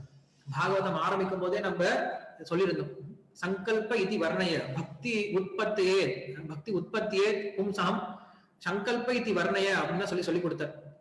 இந்த பாகவத்தை சொல்லி கொடுக்கும் போது மக்களுக்கு பக்தியை கொடுக்கணும் அப்படிங்கிற ஒரு சங்கல்பத்தோட இந்த பாகவதம் அப்படிங்கிற யஜ்யத்தை ஆரம்பி அப்படின்னு தான் பிரம்மதேவர் சொல்லி கொடுக்கிறார் நாரதருக்கு. இது போல நம்ம பக்தி சேவை செய்யும் போது என்ன பண்ணும், ஒரு சங்கல்பம் நம்ம எடுத்துக்கணும். எனக்கு இதை அடையணும், நான் இதை எனக்கு கிருஷ்ணர் பக்தி வேணும், எனக்கு இதயமான தூய்மை அடைஞ்சு நான் கிருஷ்ணோட சேவையில் ஈடுபடணும் அப்படின்ட்டு கிருஷ்ணரை திருப்திப்படுத்தணும், என்னுடைய குருவை திருப்திப்படுத்தணும் அப்படின்ற அந்த ஒரு சங்கல்பத்தோட என்ன பண்ணும், பக்தி செய்ய ஆரம்பிக்கணும். அப்படி இல்லைன்னா என்ன பண்ணுவோம், ஏனோ தான் பண்ணிட்டு இருப்போம், யாருக்கோ பண்ணிட்டு இருப்போம். அப்படி இருக்கக்கூடாது. சங்கல்பத்தோட ஒரு நோக்கத்தோட பகவானை திருப்திப்படுத்தணும், குருவை திருப்திப்படுத்தணும் அப்படின்ற அந்த நோக்கத்தோட என்ன பண்ணுவா செய்ய ஆரம்பிக்கணும். அப்படி ஒரு சங்கல்பத்தை பண்ணிட்டு ஒரு பக்தி பண்றாரு. அத்வைதேர கரண சைத்தன்ய அவதார சே பிரபு கஹி யாச்சனே பாரே பாரத். இதை சைத்தன்ய மகாபுரு சொல்லுவாராம். சைத்தன்ய மகாபுரு தோன்றின பின்னாடி அடிக்கடி சொல்லுவாராம், இந்த அத்வைத ஆச்சாரியர் இருக்காரு, இவர் சும்மா என்னை விடவே இல்லை. நான் வைகுண்டத்தில் இருக்கும் போது சும்மா கூப்பிட்டே இருப்பார், ஹரே கிருஷ்ணா அப்படின்னு சொல்லி கூப்பிட்டே இருப்பார். இப்படி கூப்பிட்டா நான் எப்படி அங்க உட்காந்துட்டு இருக்கிறது, என்னால எப்படி அங்க உட்காந்துட்டு இருக்க முடியும், என்னுடைய பக்தனை இப்படி கஷ்டப்பட்டு கூப்பிடும் போது நான் வைகுண்டத்தில் எப்படி உட்கார்ந்து இருக்க முடியும். அதனால என்ன பண்ணேன், இவர் கூப்பிட்ட விஷயத்துக்காக நான் இங்க ஓடி வந்துட்டேன் அப்படின்னு சொல்றேன். சோ அதான் சைத்தன்ய மகாபுரு தோன்றதற்கு மிக முக்கியமான காரணம் அத்வைத ஆச்சாரியான்னு சொல்லி சொல்றேன். சக்கலே வைஷ்ணவ மேலே அப்பனி அத்வைத பிராணி மாத்திர கரே கஹேனே நரே புஜாஹித. அப்படி அந்த அத்வைத ஆச்சாரியர் என்ன பண்றாரு, தினம் பூஜை பண்ணுவார், தன்னுடைய சால கிராமத்துக்கு பூஜை பண்ணுவார். அவருக்குன்னு ஒரு சில பக்தர்கள்லாம் இருப்பாங்க, அந்த பக்தர்களோட சேர்ந்து நாம சங்கீர்த்தனத்தில் ஈடுபடுவார். அவங்க வீட்டுல உட்காந்து சத்சங்கம், ஸ்ரீமத் பாகவதம், பகவத்கீதை போன்ற விஷயங்களை பேசிப்பாங்க, மற்றவர்களுக்கு சொல்லிக் கொடுக்க முயற்சி பண்ணுவாங்க. ஆனா யாரும் கேட்கறது கிடையாது. துக்க பாவி அத்வைத கரணே உபவாச சகலே வைஷ்ணவ கத சாதே கீரஸ் வாஷ. சோ அப்படி இப்படிப்பட்ட சூழ்நிலையை பார்த்துட்டு அத்வைத ஆச்சாரியம் மற்ற பக்தர்கள் என்ன பண்ணாங்க அப்படின்னா, தங்களுடைய உணவை கூட விட்டுட்டாங்க, நல்ல சாப்பிடக்கூடிய உணவை கூட விட்டுட்டு தபஸையும் எடுக்க ஆரம்பிச்சாங்க. நெய் உண்ணோம், பால் உண்ணோம், நாற்காலே நீராடி அப்படின்னு சொல்லிட்டு ஆண்டாள் சொல்றாங்க. நாங்க விரதம் எடுக்கிறோம் அப்படின்னா எப்படி விரதம் எடுக்கிறோம், இப்படிப்பட்ட விரதங்கள் எடுக்கிறோம். ஏன் விரதங்கள் எடுக்கிறோம் அப்படின்னா எங்களுடைய சுகத்துக்காக கிடையாது, எங்களோட நன்மைக்காக கிடையாது, மக்களுடைய நன்மைக்காக சொல்றாங்க. சோ அப்படி பக்தர்கள் என்ன பண்றாங்க அப்படின்னா, தங்களுடைய இன்பத்தை கூட, தங்களுடைய சுய லாபத்தை விட்டுட்டு, இன்பத்தை விட்டுட்டு, தங்களுடைய வசதியை விட்டுட்டு, தங்களுடைய சௌகரியமான வாழ்க்கையை விட்டு என்ன பண்றாங்க, எல்லா விதமான தபசைகளையும் மேற்கொள்ள தயாரா இருக்காங்க. எதுக்காக, அந்த பகவானை எப்படியாவது இங்க கீழே கொண்டு வந்து மக்களுக்கு இந்த விஷயத்தை கொடுக்கணும் அப்படின்ட்டு. கேனேவா கிருஷ்ணேர நிருத்திய கேனேவா கீர்த்தன கரேவா வைஷ்ணவ பலி கிப சங்கீர்த்தன. அவங்களுக்கு என்ன பண்ணல அப்படின்னா, மக்களுக்கு வைஷ்ணவர்களுடைய விஷயங்களை பார்த்தா புரியல. அவங்க ஏன் இந்த ஹரே கிருஷ்ணா வந்து சொல்றாங்க, கீர்த்தனை சொன்னா ஏன் அவங்க பாடுறாங்க, ஏன் இவங்க இப்படி நடந்துக்கிறாங்க அப்படின்ட்டு அவங்களுக்கு புரியவே இல்லையா. ஆனா வைஷ்ணவர்கள் என்ன பண்றாங்க, பகவானுடைய நாமத்தை சொல்லிட்டு இன்னைக்கும் அது சந்தோஷமா இருக்காங்க. ஆனா மக்களுக்கு அது புரியாம இருந்துச்சான். சோ அப்படிப்பட்ட சூழ்நிலையில என்ன பண்றாரு அத்வைத ஆச்சாரியர், மறுபடியும் மறுபடியும் இந்த பகவானுடைய நாமத்தை சொல்றதுனால அந்த பகவானை இங்க கொண்டு வரார். அதுக்கப்புறம் தான் ஸ்ரீ சைத்தன்ய மகாபிரபு என்ன பண்றாரு அப்படின்னா, இந்த கலியுகத்துல நவதீப் அப்படின்னு சொல்லக்கூடிய அந்த இடத்துல ஜெகநாத மிஸ்ரருக்கும் சச்சி மாதாவுக்கும் மகனா பிறக்கிறார். மாயாப்பூர் அப்படின்ற அந்த இடத்துல பிறக்கிறார். அதுக்கப்புறம் அந்த மாயாப்பூர்ல பிறந்துட்டு அவர் பேர் நிமாய் அப்படின்னு பேர் வைக்கிறாங்க. நிமாயின்னு பேர் வச்ச அவர் கொஞ்சம் கொஞ்சம் வளரும் போது அவர் வந்து சாஸ்திர விஷயங்கள்ல கரையை பார்க்கிறார்.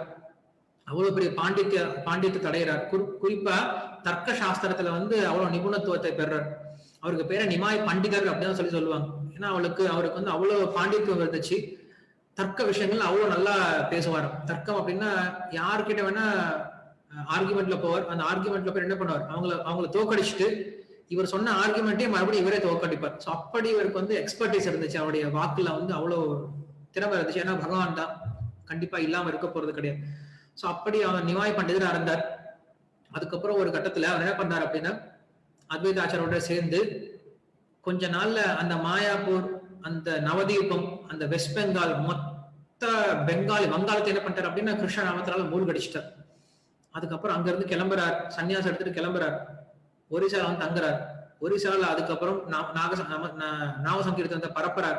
ஒரிசா மொத்தத்தையும் நாம சங்கீர்த்தனால நிரப்பிட்டார். அங்க இருந்து மறுபடியும் கீழே இறங்கி வர்றார். மகாராஷ்டிரா வர்றார், தமிழ்நாடு வர்றார், ஆந்திர பிரதேஷ், கர்நாடகா, கேரளா அன்னைக்கெல்லாம் அப்படி கிடையாது. எல்லாமே தமிழ்நாடு தான் இருந்துச்சு. தட்சிண பாரதம் தான் இருக்கும். தட்சிண பாரதத்துக்குள்ளார வர்றார். வந்து இங்க இருக்கக்கூடிய எல்லா மக்களும் என்ன பண்றாரு அப்படின்னா நாம சங்கீர்த்தனால நினைச்சிட்டாரு. அப்படி இருந்துச்சு. சைத்தன்ய மகாபுருடைய காலத்துல நாம சங்கீர்த்தனம் வாயில வராதவங்களே யாரும் கிடையாது. யாரெல்லாம் சைத்தன்ய மகாபுருவை பார்த்தாங்களோ, யாரெல்லாம் சைத்தன்ய மகாபுருவை பார்த்தாங்களோ, யாரெல்லாம் சைத்தன்ய மகாபுரு கிட்ட இருந்து கேட்டாங்களோ, யாரெல்லாம் சைத்தன்ய மகாபுருவை பற்றி கேட்க ஆரம்பிச்சாங்களோ, எல்லாருக்கும் பைத்தியம் பிடிச்சிருச்சா, கிருஷ்ணனுடைய பைத்தியம் பிடிச்சிருச்சா. எல்லா மக்கள் என்ன பண்ணிட்டாங்க அப்படின்னா கிருஷ்ணா கிருஷ்ணா கிருஷ்ணன் ஆரம்பிச்சிட்டாங்க. கிருஷ்ணரை தவிர அவங்களுக்கு வேற எதுவும் தெரிய ஆரம்பிக்கல. சோ அப்படி அந்த கிருஷ்ணனுடைய நாமத்துல, கிருஷ்ணனுடைய ரூபத்துல, கிருஷ்ணனுடைய குணத்துல, கிருஷ்ணனுடைய லீலைகள்ல கிருஷ்ணனுடைய அந்த பெயர்ல அவ்வளவு ஒரு ருச்சியை கொடுத்துட்டு போயிட்டார். மக்கள் எல்லாரும் அப்படி சந்தோஷமா இருந்தாங்க. சோ அப்படி அந்த சைத்தன்ய மகாபுருடைய லீலையானது சைத்தன்ய சரிதாமிர்தம் அப்படிங்கிற கிரந்தத்துல நம்மளுக்கு கிருஷ்ணதாஸ் கவிராஜ் கோஸ்வாமி அப்படின்ற என்ன பண்ணிருக்காருன்னா அன்னைக்கு உட்காந்து ரெக்கார்ட் பண்ணி கொடுத்திருக்காரு. இதெல்லாம் வந்து ஏதோ புராண புருஷர்கள் அப்படிங்கிறது கிடையாது. இப்ப வந்து ராமர், கிருஷ்ணர் எல்லாம் வந்தாங்க அப்படின்னா அவங்கள புராண புருஷர்கள், எங்கேயோ எப்பயோ தோன்றுனாங்க. நம்ம சரித்திரத்தை என்ன பண்றோம், புராணத்துல இருந்து கேட்டு தெரிஞ்சுக்க முடியும். ஆனா நம்ம பார்க்கல. ஆனா ஸ்ரீ சைத்தன்ய மகாபிரபு அப்படின்றவர் நேரடியா பார்த்தவங்க யாரு, அந்த இதிகாசம். இந்த காலத்துல இவங்கெல்லாம் சரித்திர புருஷர்கள் அப்படின்னு சொல்லுவோம். சரித்திரம் அப்படின்னா ஹிஸ்டரி. சோ அவங்க சரித்திரத்தை பார்த்து என்ன பண்ணிருக்காங்க, எழுதியிருக்காங்க. சோ அப்படி எழுதப்பட்ட ஒரு கிரந்தம் தான் என்னது, சைத்தன்ய சரிதாமிர்தம் அப்படிங்கிறது. சோ சைத்தன்ய மகாபிரபுடைய முழு விஷயங்களையும் அந்த சைத்தன்ய சரிதாமிர்தம் அப்படின்ற கிரந்தத்துல கிருஷ்ணதாஸ் கவிராஜ கோஸ்வாமி அப்படின்ற அந்த ஆச்சாரியர் வந்து நம்மளுக்கு எழுதி கொடுத்திருக்கார். அந்த சைத்தன்ய சரிதாமிர்தம் அப்படிங்கிறது நம்ம ஸ்ரீல பிரபுபாதால மொழிபெயர்க்கப்பட்டு அந்த விஷயம் நம்மளுக்கு விநியோகிக்கப்பட்டிருக்கு. ஈவன் வந்து பாகவத்தை கொடுக்கறதுக்கு முன்னாடியே என்ன பண்ணிருக்காரு ஸ்ரீல பிரபுபாத், இந்த சைத்தன்ய சரிதாமிர்தம் தான் மொழிபெயர்ப்பு பண்ணி கொடுத்திருக்காரு. ஏன்னா பாகவத தர்மத்தை சைத்தன்ய மகாபிரபு இன்னும் அதிகமா வந்து என்ன பண்ணிருக்காரு அப்படின்னா சொல்லி கொடுத்திருக்காரு. நம்ம சைத்தன்ய மகாபுருடைய அவதாரத்தை பத்தி பார்க்கும்போது நம்ம ஒரு ஸ்லோகம் சொல்லியிருக்கோம். கிருஷ்ணவர்ணம் துஷா கிருஷ்ணம் சாங்கோபாங்கஸ்திர பார்ஷதம் யஜ்ஞே சங்கீர்த்தன பிராயி யஜந்தி சுமேதசா அப்படிங்கிறது ஸ்ரீமத் பாகவத நிலைப்பாடு ஸ்ரீமத் சைத்தன்ய மகாபுரு பத்தி. நிமி அப்படின்ற ராஜாவுக்கு அங்க சொல்லக்கூடிய அந்த நவயோகேந்திரர்கள்ல ஒரு ரிஷி சொல்றார், இந்த கலியுகத்துல கிருஷ்ணர் தன்னுடைய வண்ணத்துல வராம வேற ஒரு ரூபத்துல வருவார். அவர் எப்படி வருவார் அப்படின்னா சாங்க உப அங்கஸ்த பார்ஷதம் அப்படின்னு சொல்லி சொல்றார். தன்னுடைய சகாக்களோடையும் தன்னுடைய அங்கங்களோடையும் தன்னுடைய பார்ஷதங்கள் தன்னுடைய ஆயுதங்களோட என்ன பண்ணுவாரா, கிருஷ்ணர் கீழே இறங்கி வருவார். கிருஷ்ணர் தனியா வர மாட்டார். ஒரு ராஜா எங்க வெளில போறார் அப்படின்னா உடை சூழதான் வருவார். தன்னுடைய எல்லா படைகளையும் கூட்டிட்டு தான் வருவார், தனியா போக மாட்டார். அது போல கிருஷ்ணன் வரும்போது எல்லா படைகளையும் கூட்டிட்டு வருவார். அதே போல கிருஷ்ணர் இந்த கலியுகத்துல வரும்போது தன்னுடைய சகாக்கள் எல்லாத்தையும் கூட்டிட்டு வர்றார், தன்னுடைய படையை கூட்டிட்டு வர்றார். சோ அப்படி இந்த கலியுகத்துல ஸ்ரீ சைத்தன்ய மகாபிரபு தோன்றுறார். அவருடைய எல்லா பக்தர்களும் எல்லா சகாக்களும் என்ன பண்றாங்க, தோன்றுறாங்க. எதுக்காக தோன்றுறாங்க சொல்றாங்க, கிருஷ்ணவர்ணம் துஷா கிருஷ்ணம் சாங்கோ பாங்கஸ்திர பாஷதம் யஜ்ஞை சங்கீர்த்தன பிராயி. என்ன பண்றாங்க அவங்க, சங்கீர்த்தனம் நாம சங்கீர்த்தனம் அப்படின்ற யஜ்யத்தை பண்ண ஆரம்பிக்கிறாங்க. யஜந்தி சுமேதசக. ஏன் அப்படி அந்த நாம சங்கீர்த்தனத்தால மட்டும் என்ன பண்ண முடியும், பகவானை ஸ்துதிக்க முடியும், பகவானை ஒருத்தர் வழிபட முடியும். எப்படிப்பட்ட மனிதர்கள், சுமேதசக, புத்தி உடையவர்கள். சோ இந்த கலியுகத்துல புத்தி உடைய மக்கள் என்ன பண்றாங்க, அந்த பகவானை கிருஷ்ணன் என்ன பண்றாங்க அப்படின்னா நாம சங்கீர்த்தனத்தினால மட்டும்தான் வழிபடுறாங்க அப்படின்னு சொல்லி சொல்றாங்க. துவாபயேர் ஜனைர் விஷ்ணு பஞ்சராத்திரைஸ்து கேவலைஹி கலவுத்து நாம மாத்திரேன பூஜ்யத்தே பகவான் ஹரிஹி அப்படின்னு நம்மளுக்கு உபனிஷத் வாக்கியங்கள் சொல்லுது. இந்த கலியுகத்துல மக்கள் எப்படி பகவானை வழிபட முடியும் அப்படின்னா நாம சங்கீர்த்தனம் அப்படிங்கிற ஒரு விஷயம் மட்டும் என்ன பண்ண முடியும்னா பகவானை திருப்தி கொடுக்கும். நாம சங்கீர்த்தனால மட்டும்தான் பகவான் வழிபட முடியும். சோ அதனால இந்த நாம சங்கீர்த்தனத்துக்கு அவ்வளவு முக்கியத்துவம் கொடுத்திருக்காங்க. யாரு, ஆழ்வார்கள்ல இருந்து ஆச்சாரியர்கள் இருந்து தாசர்கள்ல இருந்து பக்தர்கள் வரைக்கும் எல்லாரும் கொடுத்த விஷயம் இதுதான். சோ நம்மளுக்கு ரெண்டு விஷயம் முக்கியம். ஒண்ணு, மூன்று விஷயம் நமக்கு முக்கியம். சாது, குரு, சாது, சாஸ்திரம் அப்படிங்கிற மூன்று விஷயம் முக்கியம். சோ இதுல குரு சாது ரெண்டு பேரும் பக்தர்கள் தான். ரெண்டு பேரும் நம்மளுடைய பரம்பரை தான் சொல்லி சொல்றோம், சம்பிரதாயம் சொல்லி சொல்றோம். சாஸ்திரம் அப்படிங்கிறது வேதங்கள். சோ இது ரெண்டும் தான் ரெண்டு தண்டவாளம் போல. இந்த ரெண்டு தண்டவாளத்து மேலதான் நம்மளுடைய சனாதன தர்மமே ஆதாரப்பட்டிருக்கு. என்னது, ஒன்று சாஸ்திரம், இன்னொன்னு சம்பிரதாயம். சாஸ்திரம் அப்படிங்கிறது வேத இதிகாச புராணங்கள். சம்பிரதாயம் அப்படிங்கிறது வைஷ்ணவ சம்பிரதாயம். அதுல பக்தர்கள் வந்துருவாங்க, குரு வந்துருவாங்க. சோ இப்படி சம்பிரதாயத்தாலையும் சாஸ்திரத்தினாலையும் தான் நம்மளுடைய பக்தி வாழ்க்கையா இருந்தாலும் சரி, நம்மளுடைய சனாதன தர்மம் அதுலதான் போயிட்டு இருக்கு, அந்த தண்டவாளத்துல தான் போயிட்டு இருக்கு. அதனால நம்ம இது ரெண்டையும் பார்க்கணும், சாஸ்திரத்தையும் பார்க்கணும். சாஸ்திரத்தை பார்த்துட்டு அதை நம்ம சம்பிரதாயத்துல எப்படி சொல்லி கொடுத்துருக்காங்க, நம்ம சம்பிரதாயத்துல எப்படி கடைபிடிக்கிறது, அந்த விஷயத்த என்ன பண்ணும் ஒருத்தர் தெரிஞ்சுக்க முயற்சி பண்ணும். அதனாலதான் இது ரெண்டும் நம்மளுக்கு ரொம்ப முக்கியம். அப்படி இந்த சைத்தன்ய மகாபிரபுவோடைய அவதாரமானது பாகவத்துல சொல்லப்பட்டிருக்கு. அவர் என்ன பண்றாரு, இந்த கலியுகத்துல வந்து நாம சங்கீர்த்தனை சொல்லி கொடுத்தார் அப்படின்னு சொல்லி சொல்றாரு. ஆண்டாலும் அதான் சொல்லி கொடுக்குறாங்க. வாயினால் பாடி மனத்தினால் சிந்திக்க தூமலர் தூவித்து சொல்லி சொல்றாரு. கிருஷ்ணன் அதான் பகவத்கீதை சொல்றாரு, சததம் கீர்த்தயந்தோமாம் எதன் தஷ திடபிரதாக அப்படின்னு சொல்லி சொல்றாரு. சோ எல்லாரும் சொல்லக்கூடிய விஷயம் இந்த நாம சங்கீர்த்தனம் தான். பாகவதம் முழுமையா கேட்டுட்டு கடைசியில் நம்ம என்ன சொல்ல போறோம், நாம சங்கீர்த்தனம் ஏச சர்வ பாப விநாசனம் பிரணாமோ துக்க சமனஹாசம் தம் நமாமி ஹரிம் பரம் அப்படின்ட்டு கடைசியா சுகதேவ கோசாமி சொல்லிக் கொடுக்கக்கூடிய விஷயமும் இந்த நாம சங்கீர்த்தனம் தான். அதனால இந்த நாம சங்கீர்த்தனத்துக்கு அவ்வளவு முக்கியத்துவம் இருக்கு. அந்த நாம சங்கீர்த்தனத்தை பரப்புவதற்காக, அந்த விஷயத்தை பிரச்சாரம் பண்ணுவதற்காக, அந்த தர்மத்தை நிலைநாட்டுவதற்காக சைத்தன்ய மகாபிரபு வரார். அந்த சைத்தன்ய மகாபிரபு வரத்துக்கு மிக முக்கியமான காரணமா இருந்தவர் அத்வைதாச்சாரியர்.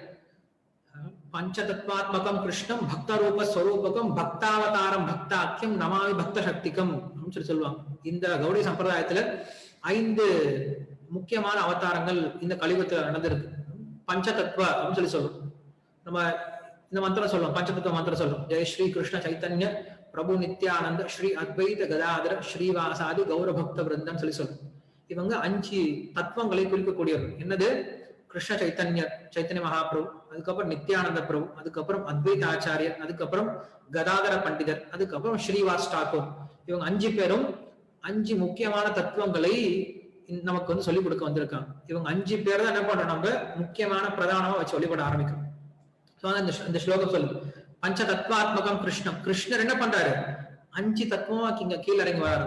பஞ்ச தத்வாத்மகம் கிருஷ்ணம் பக்த ரூப ஸ்வரூபகம். பக்த ரூப அப்படின்னா பக்தனுடைய ரூபத்துல முதல்ல வரக்கூடியவர் யாரு, ஸ்ரீ சைத்தன்ய மகாபிரபு. அவர் பக்த ரூபத்துல தான் வந்தார். என்னைக்கு தன்னை பகவான் சொல்லிக்கிட்டது கிடையாது, பக்தன் தான் சொல்லிப்பார், கிருஷ்ண பக்தன் தான் சொல்லிப்பார். ஏன்னா கிருஷ்ண பக்தன் எப்படி இருக்கணும் அப்படிங்கிற விஷயத்த நமக்கு சொல்லி கொடுத்ததுனால அவர் பக்தர். அதுக்காக அவர் வர கிருஷ்ண பக்தன் எப்படி இருக்கணும், ஒருத்தன் கிருஷ்ண பக்தி எப்படி பண்ணணும் அப்படிங்கிற விஷயத்த சொல்லி கொடுக்கிறார். பக்த ரூப ஸ்வரூபகம். ஸ்வரூபகம் அப்படின்னா அவருடைய உடனடி விரிவங்கம். யாரு, பலராமர். அவர் யாருன்னா நித்யானந்த பிரபு. சோ சைத்தன்ய மகாபிரபு நித்யானந்த பிரபுன்னு சொல்லி சொல்றோம். இவங்க 2 பேர் இருக்காங்க. ஜெய் ஸ்ரீ கிருஷ்ண சைத்தன்ய பிரபு நித்யானந்த ஸ்ரீ அத்வைத. அத்வைத அப்படின்றவர் தான் அத்வைத ஆச்சாரியர். இவர் யார் அப்படின்னா பக்த ரூப ஸ்வரூபகம் பக்தாவதாரம். இவர் தான் பக்த அவதாரம் அப்படின்னு சொல்லி சொல்றோம். இவர் யாரு அப்படின்னு சொல்லி சொல்லும் போது இவர் அந்த பகவானுடைய அம்சமா இருக்கக்கூடியவர் அப்படின்னு சொல்லி சொல்றோம். பகவானுடைய அம்சமான சங்கரர் அப்படின்னு சொல்லி சொல்லலாம். இல்ல விஷ்ணு அப்படின்னு சொல்லி சொல்றோம். இவங்க ரெண்டு பேருடைய அம்சமா தோன்றினவர் தான் அத்வைத ஆச்சாரியார் அப்படின்னு சொல்லி சொல்றோம். சோ பகவானுக்கும் அவருக்கு வித்தியாசம் கிடையாது. அத்வைத ஆச்சாரியார் அவர் என்ன பண்றாரு, அந்த பக்தனுடைய பக்தனா எப்படி இருக்கணும் அப்படிங்கிற விஷயத்தை நம்ம சொல்லி கொடுக்கிறாரு. அதான் பக்த ரூப ஸ்வரூபக்கும் பக்தாவதாரம் பக்தாக்கியம். பக்தாக்கியம் அப்படிங்கிறது கதாதர பண்டிதர். பக்த சக்திகம் பக்தாக்கியம் பக்த சக்திகம் அப்படின்னா கடைசியில வருது ஸ்ரீவாஸ் தாக்கூர். சோ இப்படி அஞ்சு பஞ்ச தத்துவங்கள் முக்கியம். முதல்ல வர்றது சைத்தன்ய மகாபிரபு. இவர்தான் மகாபிரபு அப்படின்னு சொல்லி சொல்றோம். சைத்தன்ய மகாபிரபு அவரு கீழே ரெண்டு பிரபு இருக்காங்க. அந்த சைத்தன்ய மகாபிரபுடைய சேவகர்கள் ரெண்டு பேர் இருக்காங்க. யாரு? நித்யானந்த பிரபு, அத்வைத பிரபு, அத்வைத ஆச்சாரியன்னு சொல்லக்கூடிய அந்த பிரபு. இவங்க ரெண்டு பேரும் பிரபுக்கள். ஆனா மகாபிரபு அப்படிங்கிறது சைத்தன்ய மகாபிரபு. அவங்களுக்கு கீழே இருக்கக்கூடிய ரெண்டு பேர் யாரு? நித்யானந்த பிரபு, அத்வைத ஆச்சாரியன்னு சொல்ல ரெண்டு பேர். இவங்க ரெண்டு பேரும் என்ன பண்ணுவாங்க? சைத்தன்ய மகாபிரபுக்கு சேவை பண்ணுவாங்க, அவங்கள வழிபட ஆரம்பிப்பாங்க. அடுத்து வரக்கூடிய யாரு? கதாதர பண்டிதர். கதாதர பண்டிதர் யார் அப்படின்னா ராதாரானுடைய விரிவங்கம், பகவானுடைய சக்தி அப்படின்னு சொல்லி சொல்றோம். பகவானுடைய சக்தியுடைய விரிவங்கம். சோ இவர் என்ன பண்ணுவார் அப்படின்னா இவங்க மூன்று பேரையும் வழிபடுவார். அதுக்கு அடுத்து வரக்கூடியது யார் அப்படின்னா ஸ்ரீனிவாஸ் தாக்கூர். ஸ்ரீனிவாஸ் தாக்கூர் யார் அப்படின்னா நாரத பகவானுடைய அவதாரம். இவர் ஜீவாத்மாவை குறிக்கக்கூடியவர். ஒன்று சாக்ஷாத் பகவான், இரண்டாவது பகவானுடைய உடனடி விரிவங்கம், மூன்றாவது பகவானுடைய விரிவங்கம், நான்காவது பகவானுடைய சக்தி, ஐந்தாவது பகவானுடைய ஜீவசக்தி. இந்த அஞ்சு பேர் தான் அஞ்சு பஞ்ச தத்துவங்கள் அப்படின்னு சொல்லி சொல்றோம். இதுல மூன்று விஷ்ணு தத்துவங்கள். முதல்ல வரக்கூடிய மூன்று பேர் சைத்தன்ய மகாபிரபு, நித்யானந்த பிரபு, அத்வைத ஆச்சாரியர். இவங்க மூணு பேர் விஷ்ணு தத்துவங்கள். அடுத்து வரக்கூடிய கதாதர பண்டிதர் அப்படின்றவர் சக்தி தத்துவம். ஐந்தாவது வரக்கூடிய ஸ்ரீவாஸ் தாக்கூர் அப்படின்றவர் ஜீவ தத்துவம். அதனால என்ன சொல்றோம்? ஸ்ரீவாசாதி கௌரவ பக்த விருந்தம் சொல்லி சொல்றோம். சைத்தன்ய மகாபிரபுவை நித்யானந்த பிரபு, அத்வைத ஆச்சாரியர் வணங்குறாரு. கதாதர பண்டிதர் இவங்க மூன்று பேரையும் வணங்குறாரு. ஸ்ரீவாஸ் தாக்கூர் மற்றும் எல்லா பக்தர்களும் எல்லா ஜீவாத்மாக்களும் இவங்க நான்கு பேரையும் வழிபடுறாங்க. சோ இதுதான் கிரமம். அப்படிதான் கிரமம் போகுது. இதனால இந்த பஞ்ச தத்துவம் அப்படின்னு சொல்லி சொல்றோம். இந்த அஞ்சு முக்கியமான தத்துவங்கள். அதுல அத்வைத ஆச்சாரியர் அப்படின்றவர் இந்த சைத்தன்ய மகாபிரபு தோன்றுவதற்கு மிக முக்கியமான காரணமா இருந்திருக்கார். இது ஒரு விஷயம் தான் நான் உங்களுக்கு சொல்லி கொடுத்திருக்கேன். அத்வைத ஆச்சாரியரை பத்தி நிறைய விஷயங்கள், அவர் லீலைகள்லாம் இருக்கு. அவர் எப்படிலாம் சைத்தன்ய மகாபிரபுக்கு சேவை பண்ணியிருக்கார், அவரோட சைத்தன்ய மகாபிரபு எப்படிலாம் தன்னுடைய லீலைகள் நடத்தியிருக்கார் அப்படின்றதெல்லாம் அமிர்தமான லீலைகள்லாம் சைத்தன்ய சரித்தாமிரத்தில் இருக்கு.